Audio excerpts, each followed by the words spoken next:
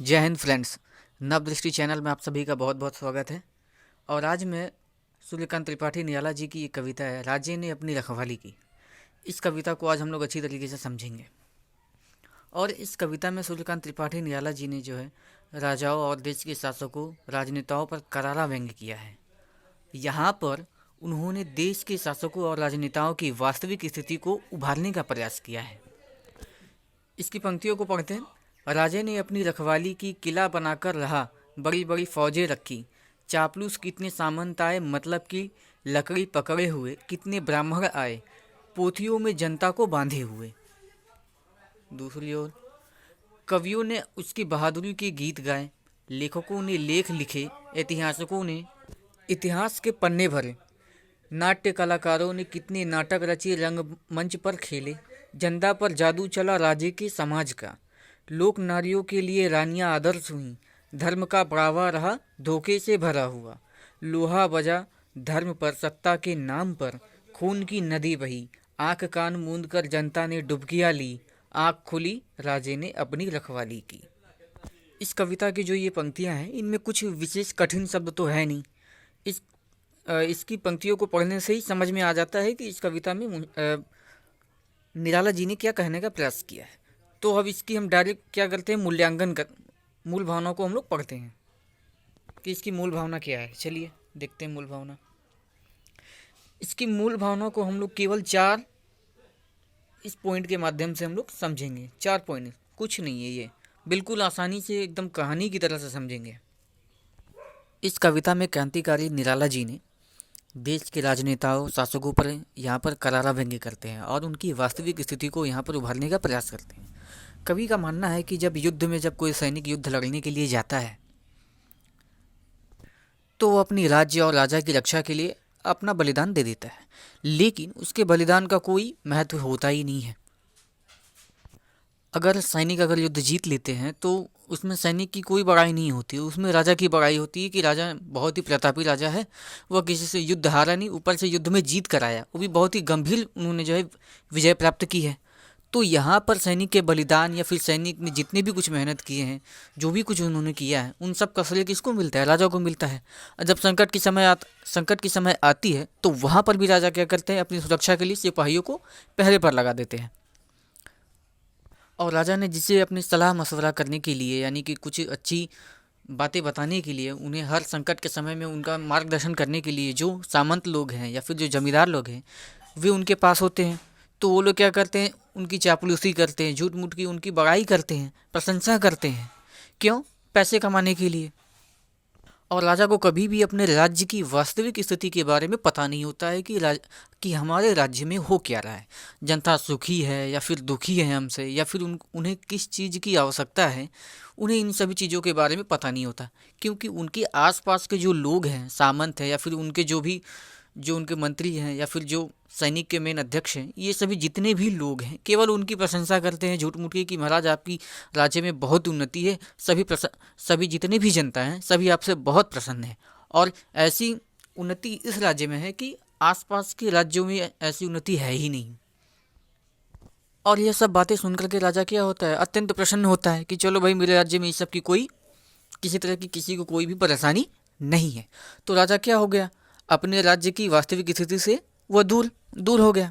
और यहाँ पर क्या करते हैं जमींदार लोग, सामंत लोग, राजा को तो प्रसन्न कर दिए, राजा तो नहीं आ रहे हैं देखने के लिए, ना ही उन्हें कुछ पता है कि उनके राज्य में क्या हो रही है। तो यहाँ पर जमींदार और सामंत क्या करते हैं, जनता का शोषण करने लगते हैं राजा के नाम पर। और राजा भी स्वयं उसमें लगा हुआ है शोषण करने में। उन्हें इन सभी चीज़ों के बारे में न तो जानना है और न ही जानने में इन्हें कोई इच्छा है, इच्छुक है वे। और जनता बेचारी भूली भाली, उन्हें जैसा कहा जाता है वे वैसे चुपचाप उन्हें मानते जाते हैं। तो वैसा ही एक पहला पॉइंट है इसमें ब्राह्मण का। तो हम लोग जानते हैं कि हिंदू समाज में सबसे उच्च उच्च वर्ग में आते हैं ब्राह्मण, क्योंकि हर एक जाति या चाहे कोई भी हो, उन सब में 3 वर्ग होते हैं। एक ब्राह्मण एक होता है उच्च वर्ग, एक होता है मध्य वर्ग, एक निम्न वर्ग। तो उच्च वर्ग में कौन है? ब्राह्मण है। तो ब्राह्मण क्या करता है यहाँ पर? ब्राह्मण करता है कि जनता के सामने जो है राजा को न्यायप्रिय बताने का ढोंग करता है कि हमारे राजा बहुत ही अच्छे हैं, हमारे राजा सबके साथ न्याय करते हैं। और हमें राजा की बातों को क्या करनी चाहिए, माननी चाहिए, क्योंकि ये वो भगवान की दूसरी रूप है। अगर हम उनकी बातों को नकारते हैं या फिर उनके विरुद्ध जाते हैं तो हमें पाप लगेगा। इस तरह से डरा धमकाकर राजा को ईश्वर का प्रतिनिधि बता करके वो क्या करते हैं, हमेशा प्रजा को राजा का गुलाम बनाए रखते हैं। उन्हें मजबूर करते हैं कि नहीं वो गुलाम बनकर रहे। उन्हें पूरी तरह से यकीन करा दिया जाता है कि राजा क्या है, भगवान का दूसरा रूप है। तो इस तरह से ब्राह्मण क्या करते हैं, अपनी पोथी पत्राओं के माध्यम से लोगों को डरा कर पाप पुण्य का अर्थ बता करके इस तरह से उन्हें राजा का गुलाम बनाए रखते हैं, उन्हें मजबूर करते हैं गुलाम बनने पर। चलिए, ब्राह्मण तो हो गया, अब देखते हैं हम रचनाकार के बारे में। रचनाकार, और यहाँ पर रचनाकार भी अपने उद्देश्य से भटका हुआ है। एक रचनाकार का सही मायने में अर्थ होता है कि रचनाकार अपनी रचनाओं के माध्यम से लोगों में जागरूकता फैलाते हैं। लोगों को सही मायने में क्या चीज़ें अच्छी हैं, क्या चीज़ें बुरी हैं, जब तक उनकी रचनाओं से यह संदेश अगर उनको नहीं मिलता है तो वह सही मायने में रचना नहीं होती है। तो यहाँ पर रचनाकार भी अपनी रचनाओं के उद्देश्य से भटके हुए हैं। वो भी क्या करते हैं, धन एकत्र करने के लालच में राजाओं की झूठी प्रशंसा करने में लग जाते हैं। और इसका एक उदाहरण यहाँ पर वीर गाथा काल को भी ले सकते हैं, यानी कि रीतिकाल। इसमें भी यहाँ पर भी जो राजा थे उनकी जो है झूठी प्रशंसा यहाँ पर रचनाकार करते नजर हुए आते हैं, क्योंकि यहाँ पर रचनाकार झूठी प्रशंसा करके यहाँ पर भी धन एकत्र करने की लालच में लगे हुए हैं। राजा को ऐसी ऐसी बातें बताते कि राजा प्रसन्न रहता और उन्हें इनाम दिया करते, और इन्हीं इनाम के लालच में रचनाकार हमेशा झूठी प्रशंसा राजा के करने में लगे हुए रहते हैं। उन्हें बहुत ही अजीब अजीब बातें कहते कि महाराज आपके जैसा वीर तो यहाँ पूरी पृथ्वी पे कोई है ही नहीं। ऐसे ऐसे उदाहरण देते कि जो पहले के समय क्या उसके पहले के ज़माने में भी वो उपलब्ध नहीं होंगे। ऐसे ऐसे उदाहरण देते और राजा को प्रसन्न करते और उनसे धन एकत्र करते। उनका यही काम था। और यही नहीं, रानियों की सुंदरता का भी झूठ मूठ का वर्णन किया करते, राजाओं की वीरता का भी वर्णन किया करते। तीसरा पॉइंट है हमारा नाटक का सहारा। तो यहाँ पर रचनाकार या फिर राजा भी क्या करते थे, अपनी झूठी प्रशंसा को जो है जनता में फैलाने के लिए, अपनी महानता को बताने के लिए और अपनी कहानी को जनता तक पहुँचाने के लिए नाटकों का भी सहारा लिया करते। यानी कि नाटक में दिखाया करता कि राजा अकेले ही पूरी सेना को अंधाधुंध धोए जा रहे हैं, मारे जा रहे हैं, राजा इतने वीर हैं, रानियाँ इतनी सुंदर है। तो इस तरह से नाटक का सहारा ले करके राजा को जो है एक वीर पुरुष के रूप में वहाँ पर प्रस्तुत करते हैं और जनता के अन्नदाता के रूप में वहाँ पर दिखाया जाता। तो यहाँ पर जनता जो थी मजबूर थी, उन्हें अपने अन्नदाता मानने के लिए मजबूर हो जाती वो। तो यहाँ पर नाटक का भी सहारा लिया जाता था राजा को महान वीर इंसान के रूप में दिखाने के लिए। जब राजा इस तरह से कर रहे हैं तो फिर रानी भी इसमें पीछे नहीं है। वो भी क्या करती हैं, अपनी सुंदरता और अपनी परोपकार की झूठी भावना का वर्णन समाज में करवाते रहते। तो यहाँ पर रचनाकार जो थे वो लोग भी कम नहीं, रानी की सुंदरता की, रानी के आदर्श बातों को लेकर के झूठ मूठ की इन सभी बातों को जनता में फैलाते कि रानी इतनी सुंदर है, रानी राजा की हर बातों को मानती है, हमें भी रानी की तरह एक आदर्श स्त्री की तरह हमें भी बनना चाहिए, हमें भी राजा की बातों को नहीं काटनी चाहिए। इस तरह की झूठी बातें जो है, ये झूठी आदर्श बातें जो है समाज में स्थापित करने का प्रयास यहाँ पर रचनाकार और कवि करते हैं।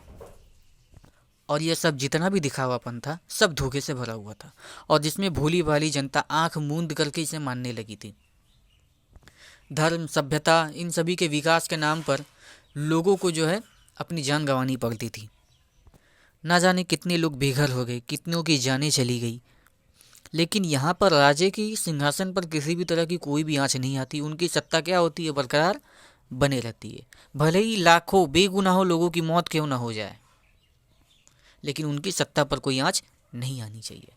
तो यहाँ पर कवि निराला जी ने इस कविता के माध्यम से जो है देश के उन शासक राजनेताओं पर व्यंग्य करते हैं जो अपनी सत्ता और अपनी राज्य व्यवस्था को बचाए रखने के लिए, यानी कि अपनी सत्ता को बरकरार रखने के लिए वो क्या करते हैं, भोली भाली जनता के बीच में जाति और धर्म को लेकर दंगा करवा देते हैं, और जिसमें काफ़ी लोग मारे जाते हैं, लेकिन उनके सत्ता पर कोई आँच नहीं आती।